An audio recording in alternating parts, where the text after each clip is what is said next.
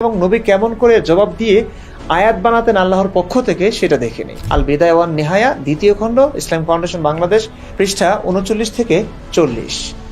মুহাম্মদ ইবনে সাদ আফরার মাওলা ওমর রাদিয়াল্লাহু তাআলা আনহু থেকে বর্ণনা করেন, ইয়াহুদিরা রাসূলুল্লাহ সাল্লাল্লাহু আলাইহি সাল্লামের একাধিক সহধর্মিণী দেখে লোকজনকে বলল, তোমরা এই লোকটির প্রতি লক্ষ্য করো, সে আহারে পরিতৃপ্ত হয় না, আল্লাহর কসম সে নারী ছাড়া কিছু বোঝে না। সমাজে তার একাধিক সহধর্মিণী থাকায় তারা তার প্রতি বিদ্বেষ প্রকাশ করে এবং তার প্রতি দোষারোপ করে। তাদের মন্তব্য হলো, যদি ইনি নবী হতেন তাহলে নারীদের প্রতি এত লিপ্সা থাকতো না।